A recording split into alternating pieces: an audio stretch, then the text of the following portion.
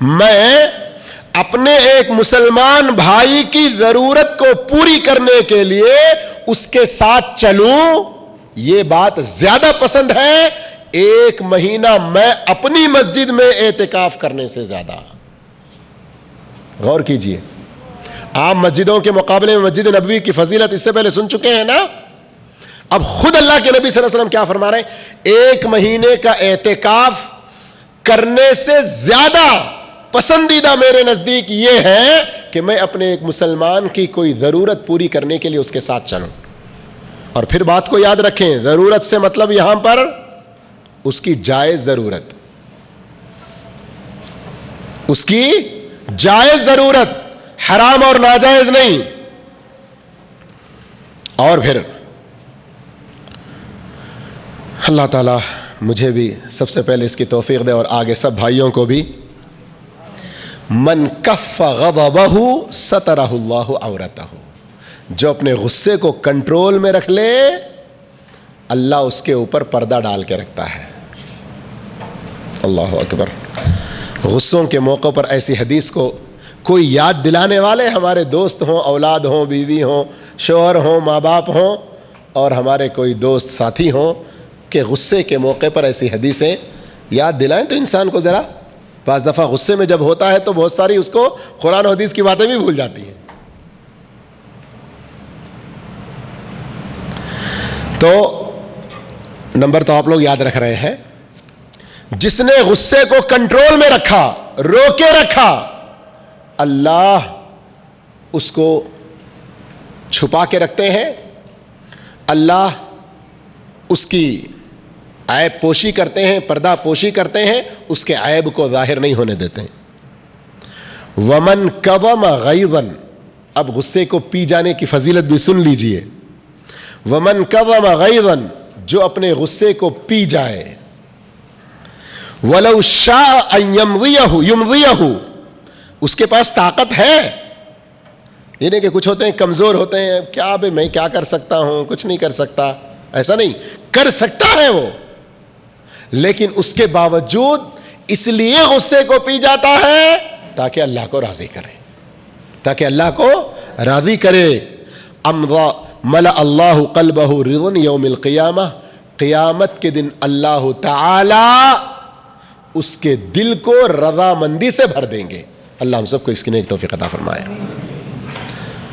جو غصے کو کنٹرول کر لے اللہ اس کی پردہ پوشی فرماتا ہے، جو غصے کو پی جائے طاقت ہے، چاہے تو اس کو نافذ کر کے کچھ بھی کر سکتا ہے، لیکن وہ غصے کو کنٹرول کر کے، غصے کو پی جا کے اللہ کی رضا کی خاطر صبر کر لیتا ہے تو اللہ تعالی اس کے دل کو قیامت کے دن رضامندی کے ساتھ بھر دیں گے۔ اور پھر آپ صلی اللہ علیہ وسلم نے یہ بھی فرمایا، من مشى مع اخیہ المسلم فی حاجہ، جو مسلمان اپنے کسی مسلمان بھائی کی ضرورت، اس کی حاجت کو پوری کرنے کے لیے اس کے ساتھ چلتا ہے اور جا کر اس کی وہ ضرورت کو پوری کر دیتا ہے، قیامت کے دن جس دن قدم ڈگمگائیں گے، پیر نہیں سنبھلیں گے، ویسے موقع پر اللہ تعالیٰ اس کو ثابت قدمی عطا کرے گا۔ اتنی سب اچھے اخلاق کی، سوسائٹی کے مل جل کے رہنے کی، آپس میں پیار و محبت کو بانٹ لینے کی، اتنی پیاری ساری باتیں بتانے کے بعد اللہ کے رسول صلی اللہ علیہ وسلم نے یہ فرمایا، وَإِنَّ سُوءَ الْخُلُقِ، بد اخلاقی، برا کردار، یفسد العمل، عمل کو ایسے ہی خراب کرتا ہے جیسے سرکہ، ونیگر شہد کو خراب کرتا ہے۔ شہد تو جانتے ہیں نا، سرکہ جانتے ہیں، بقالوں میں عام طور پہ ملتا ہے، دیکھ لیں کتنا میٹھا رہتا ہے نا، ہاں کیسا رہتا ہے، کڑوا کھٹا رہتا ہے نا، ونیگر تو شہد کا اپوزٹ ہے یا اس کا بھائی ہے، وہ دوست نہیں ہے نا، خراب ہو جاتا ہے اس کا میٹھا پن، اس کا مزہ، اس کا ذائقہ، شہد کا یہ سرکہ خراب کر دیتا ہے۔ اللہ کے رسول مثال دے کے سمجھا رہے ہیں، جس طرح سے ونیگر سرکہ ہنی شہد کو خراب کرتا ہے، ویسے بد اخلاقی عمل کو بگاڑ دیتی ہے، خراب کر دیتی ہے، اس لیے انسان کو اس سے دور رہنا چاہیے۔ تو اس طرح سے میرے بھائیوں، ایک آخری حدیث سناتا ہوں میں کہ لوگوں کی ضروریات کو پوری کرنا، خوش کرنا، یہ افضل اعمال میں سے بھی ہے۔ اس سے پہلے ہم نے حدیث میں شروع میں کیا پڑھا تھا؟ احب الاعمال میں سے ہے، اور جو آدمی ایسا کرتا ہے وہ احب الناس ہے اللہ کے نزدیک، لوگوں کے درمیان اللہ کو سب سے زیادہ پیارا۔ یہ کام کرنا، یہ کام اللہ کو سب سے زیادہ پیارے۔ لیکن اب اللہ کے رسول صلی اللہ علیہ وسلم دوسری حدیث میں بتا رہے ہیں کہ یہ افضل عمل میں سے ہے۔ فرمایا آپ صلی اللہ علیہ وسلم نے من افضل العمل، افضل عمل میں سے یہ ہے ادخال السرور علی المؤمن، مومن کو خوش رکھنا، تقضی عنہ دینا، اس کا قرض ادا کرو، تقضی لہ حاجہ، اس کی ضرورت پوری کرو، تنفس لہ کربہ، اور اس کی کسی تکلیف کو دور کرو۔ آپ سوچیں گے کہ باتیں تو وہی آئی ہیں، لیکن شروع کے الفاظ میں فرق ہے۔ پہلی حدیث میں کہا گیا احب الاعمال، اور یہاں کہا گیا افضل العمل۔ تو بتانا یہ مقصد ہے کہ اس طرح ان اعمال کی بہت زیادہ فضیلت ہے، ان اعمال کا بہت بڑا مقام و مرتبہ اللہ کو سب سے زیادہ پسند ہے۔ رمضان کے اس مبارک مہینے میں آپ اپنے معاشرے میں دیکھیں، اپنے رشتہ داروں میں دیکھیں، اللہ کا شکر ہے سعودیہ جیسے خیر و برکت کے ملک میں ہم لوگ ہیں، یہاں پر ہم لوگ ایسے بھی کچھ لوگ ہیں کہ الحمدللہ دوسرے مہینوں میں اگر مہینے میں 100، 110، 120، 130 ریال کھانے پینے کا خرچہ آتا ہے تو رمضان بھر میں کھانے پینے میں ایک پیسہ بھی خرچ نہیں ہوتا۔ اللہ تعالیٰ ایسی برکتیں یہاں پر نازل فرماتے ہیں، لوگ اس سے فائدہ اٹھاتے ہیں، بری بات نہیں ہے، اٹھانا چاہیے فائدہ۔ لیکن میں یہ تعلیم دے رہا ہوں کہ ان حدیثوں کی روشنی میں اپنے ملک کے لوگوں کا بھی خیال کریں، اپنے پڑوس میں، اپنے رشتہ دار میں، اپنے محلے میں، اپنے گاؤں میں ایسے غریب غربا ہیں، مسکین ہیں، محتاج ہیں، قرض دار ہیں، اور ایسے پریشان لوگ ہیں، ان لوگوں کی ضروریات کو پوری کرنے میں ہم بھی دل کھول کر خرچ کرنے کی کوشش کریں۔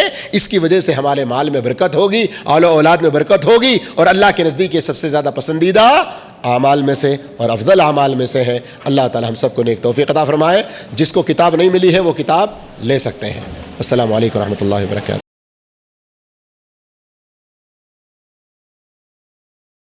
بسم اللہ الرحمن الرحیم۔ إنا أنزلناه في ليلة القدر وما أدراك ما ليلة القدر ليلة القدر خير من 1000 شهر تنزل الملائكة والروح فيها بإذن ربهم من كل أمر سلام هي حتى مطلع الفجر۔ الحمد لله رب العالمين الرحمن الرحيم مالك يوم الدين والصلاة والسلام على سيد المرسلين خاتم النبيين وعلى آله وصحبه أجمعين أما بعد۔ محترم بھائیو، عزیز ساتھیو، اللہ عز و جل کو سب سے پسندیدہ اعمال اور اللہ کے نزدیک سب سے افضل اعمال کیا ہیں، ان کا ذکر چل رہا ہے۔ اس سلسلے میں ہم اللہ کے فضل و توفیق سے 8 نیک اعمال کے بارے میں سن چکے ہیں۔ 9واں نیک عمل ہے لوگوں کو ایذا نہ پہنچانا، تکلیف نہ دینا۔ اسلام امن، شانتی، بھائی چارگی، آپس میں میل ملاپ، پریم اور محبت کو بڑھاوا دینے والا، اور اس کے خلاف جو چیزیں ہیں ان کو ختم کرنے والا بہترین اور پیارا دھرم ہے۔ تو اسلام اپنے ماننے والوں کو اس بات کی تاکید کرتا ہے، اس بات کی تعلیم دیتا ہے کہ مسلمان کسی کو بھی تکلیف دینے والا نہ بنے۔ اب آگے آپ اس سلسلے میں احادیث سنیں گے جس سے آپ کو یہ اندازہ ہوگا کہ کل قیامت کے دن اگر ہم چاہتے ہیں کہ اپنا ترازو وزنی رہے، نیکیوں کا پلڑا بھاری رہے، زیادہ بوجھل اور ثقیل رہے، تو ہمیں چاہیے کہ اسلام کی ان تعلیمات کو عمل میں لائیں، معاشرے اور سماج کے اندر ایسے اچھے اخلاق اور اچھی عادات کو بڑھاوا دیں تو قیامت کے دن وہ نیک اعمال جن سے اپنا ترازو نیکیوں کا پلڑا بھاری اور وزنی ہوگا، ان میں سے وہ اعمال بھی ہیں جو اللہ کو بہت زیادہ محبوب اور پسندیدہ اور اللہ کے نزدیک سب اعمال میں افضل ہیں۔ تو ان میں سے 9واں ہے لوگوں کو تکلیف نہ پہنچانا۔ حضرت عبداللہ بن مسعود رضی اللہ عنہ سے روایت ہے، وہ کہتے ہیں کہ میں نے رسول اللہ صلی اللہ علیہ وسلم سے سوال کیا، ای الاعمال افضل؟ توجہ فرمائیں، تھوڑی دیر کا درس ہے، اتنی تھوڑی دیر کے لیے آپ اپنے پورے 24 گھنٹوں میں سے ایک 40 منٹ کے لیے یہاں پر تشریف لاتے ہیں اور اس میں 25 یا 30 منٹ ہی میں آپ کو کچھ سنا پاتا ہوں۔ تو یہ چند منٹ آپ اپنے جسم کے کان نہیں، دل کے کان بھی میرے حوالے کریں تو ذرا بات دل میں اترنے کے قابل ہوگی۔ عبداللہ بن مسعود رضی اللہ عنہ فرماتے ہیں کہ میں نے اللہ کے رسول صلی اللہ علیہ وسلم سے سوال کیا، ای الاعمال افضل؟ اللہ تعالیٰ کو پسندیدہ، اللہ تعالیٰ کے پاس سب سے افضل عمل کیا ہے؟ اعمال میں سب سے زیادہ فضیلت والا عمل کون سا ہے؟ تو اللہ کے رسول صلی اللہ علیہ وسلم نے فرمایا، الصلاۃ علی میقاتہا، نماز کو اس کے وقت میں ادا کرنا۔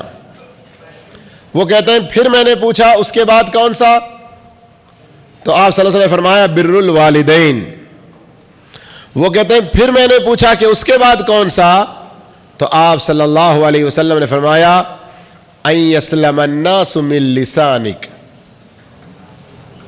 لوگ تمہاری زبان سے محفوظ رہیں، سلامتی میں رہیں، سرکشت رہیں، کسی طرح کی کوئی تکلیف اور ایذا پہنچے بغیر امن میں رہیں۔ ان یسلم الناس، لوگ سلامتی میں رہیں، لوگ محفوظ رہیں، من لسانک، آپ کے زبان سے۔ زبان، اللہ اکبر، کتنی بڑی خطرناک چیز ہے اور اتنی بڑی پیاری بھی ہے۔ زبان میں ہڈی نہیں ہے لیکن دلوں کو توڑتی ہے، تلوار کی طرح تیز نہیں ہے لیکن دلوں کو گھائل کرتی ہے نا؟ اور یہی زبان ہے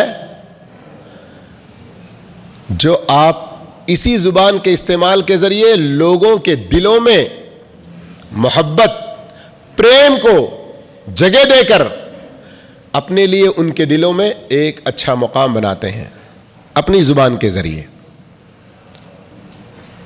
اس لیے اللہ کے رسول صلی اللہ علیہ وسلم سے افضل عمل کے بارے میں پوچھا گیا تو آپ نے پہلے تو فرمایا نماز، پھر فرمایا ماں باپ کی خدمت، پھر اس کے بعد پوچھا گیا کہ کیا ہے، تو کیا فرمایا؟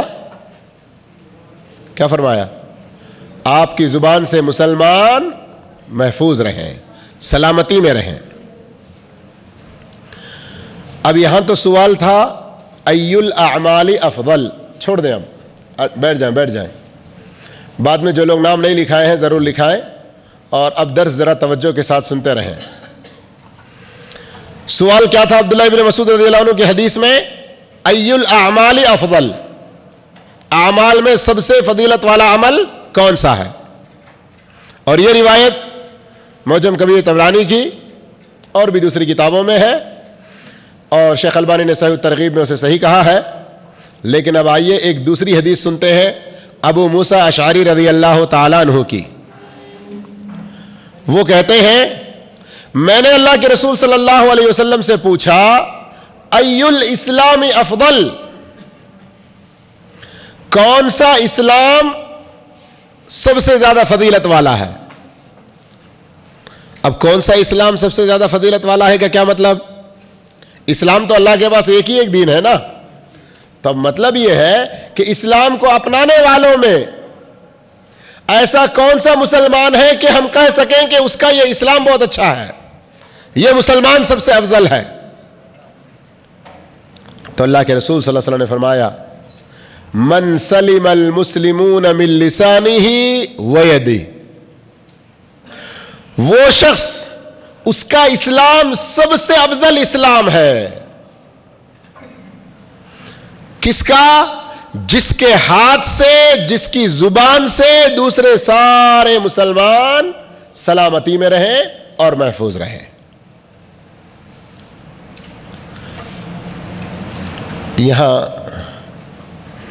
ان دو حدیثوں کو کم سے کم پڑھنے اور سننے کے بعد سب سے افضل عمل میں ایک چیز یہ بتائی گئی کہ لوگ آپ کی زبان سے محفوظ رہیں.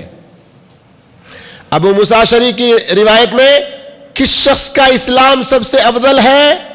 تو آپ نے فرمایا اس کا جس کی زبان اور جس کے ہاتھ سے دوسرے سارے مسلمان محفوظ رہیں.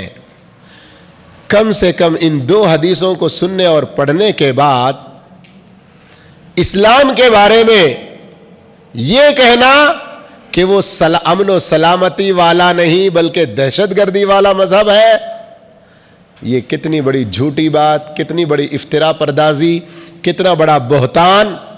ایسے ہی ہے جیسے رات کو دن کہنا، اندھیرے دن کو رات کہنا، اجالے کو اندھیرا کہنا. اس لیے میرے بھائیوں، سب سے افضل مسلمان، سب سے افضل اسلام اس شخص کا ہے جس کے ہاتھ اور زبان سے دوسرے مسلمان محفوظ رہیں. سب سے افضل عمل میں سے یہ بھی ہے کہ کسی مسلمان کی زبان سے کوئی دوسرے مسلمان تکلیف نہ محسوس کریں، ایذا نہ محسوس کریں. کیا زبان اور ہاتھ یہ دو چیزوں سے یا جسم کے ظاہری اعضاء سے ہم کسی کو تکلیف نہ دیں یہی کافی ہے؟ نہیں. آگے 10واں سبق آ رہا ہے کہ ہمارا یہ دل بھی ظلم، کینہ، کپٹ، حسد، ہر طرح کی غلاظتوں سے پاک رہے.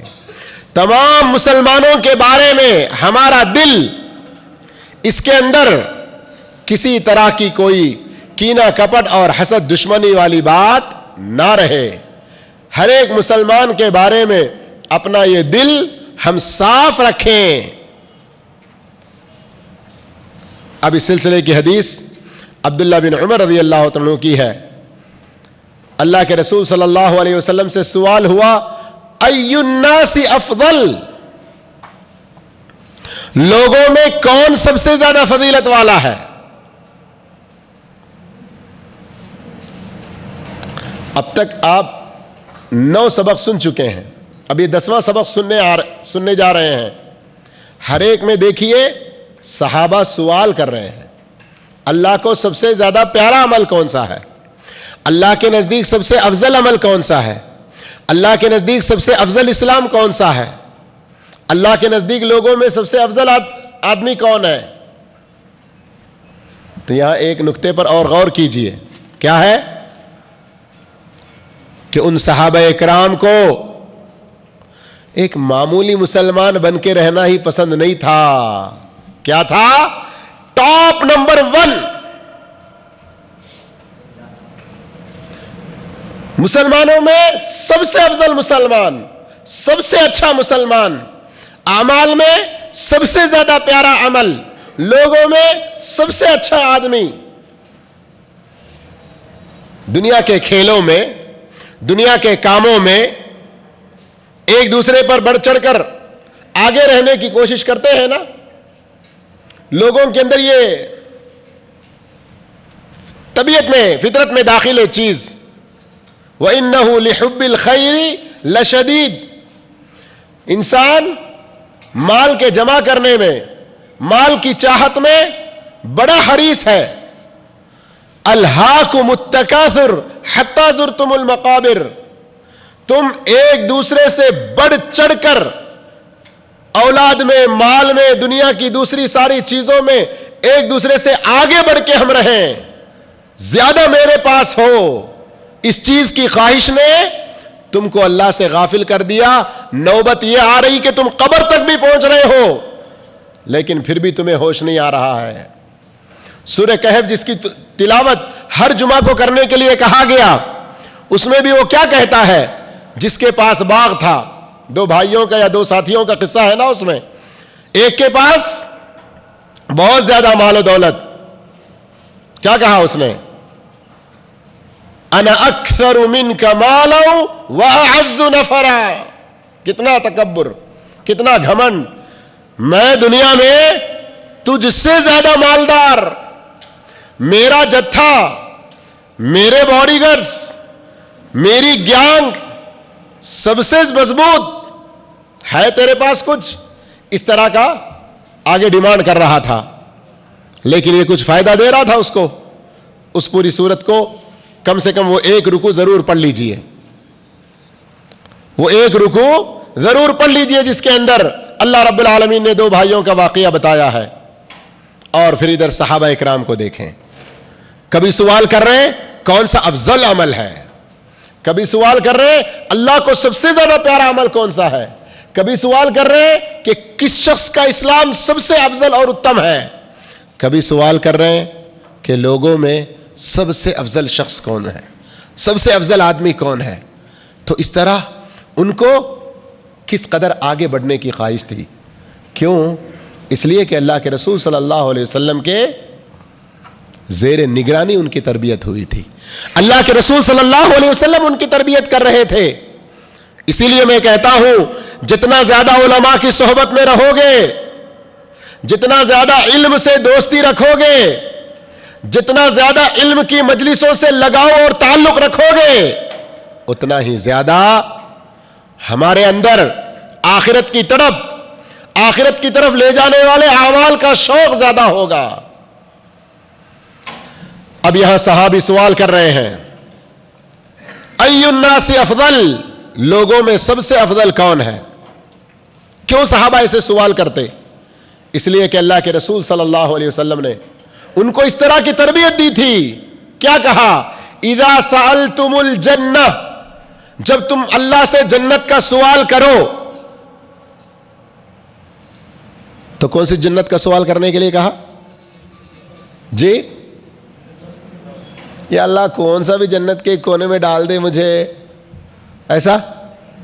ہاں, کہا جب تم جنت کا سوال کرو اللہ سے فاسألوہ الفردوس, فردوس کا سوال کرو, فإنہ اعلی الجنہ وأوسط الجنہ, اس لیے کہ یہ فردوس جنت کا سب سے ہائی ٹاپ, اس سے اوپر کوئی جنت نہیں, جنت کے بیچوں بیچ, جنت کے سب سے اونچا اور اعلی جنت الفردوس ہے, اور اس کے اوپر کس کا عرش ہے؟ اللہ کا عرش ہے. یہ تعلیم اللہ کے رسول صلی اللہ علیہ وسلم نے دی کہ کبھی بھی تمہاری امنگ, تمہاری آرزو کیا ہونی چاہیے؟ مشکل میں 30 مارک میں پاس ہو گیا تو بس سے, ایسا سوچتے نہیں, انشاءاللہ رینک لاؤں گا, سوچتے ہیں کہ نہیں سوچتے؟ میں انشاءاللہ پورے اسٹیٹ میں ایک دم ٹاپ رینکر رہوں گا, پورے کنٹری میں ٹاپ رینکر رہوں گا. اس طرح کی بڑی امیدیں ہوتی ہیں دنیا کی تعلیم میں, تو آخرت کے معاملے میں کیوں پیچھے رہیں؟ اس لیے صحابہ اکرام جو اللہ کے رسول صلی اللہ علیہ وسلم سے اس طرح تربیت پائے ہوئے تھے, وہ لوگ ہمیشہ ایسے سوال کرتے. تو اب یہاں بھی عبداللہ بن عمر رضی اللہ عنہ کی اس حدیث کو غور سے سنیے. اللہ کے رسول صلی اللہ علیہ وسلم سے سوال ہوا ای الناس افضل, کہ کون سب سے افضل آدمی ہے؟ اللہ کے رسول نے فرمایا صلی اللہ علیہ وسلم کل مخموم القلب وصدوق اللسان. 2 باتیں اللہ کے رسول نے بیان فرمائی. سب سے افضل آدمی وہ ہے, نمبر 1 مخموم القلب, نمبر 2 صدوق اللسان. صدوق اللسان تو سمجھ رہے ہیں, صدیق نہیں ہے بلکہ صادق سے ہے. صدیق بھی صدیق اس لیے ہوتا ہے کہ اس سے ہم سچی محبت کرتے ہیں اور اس کی سچائی پر اعتبار کرتے ہیں.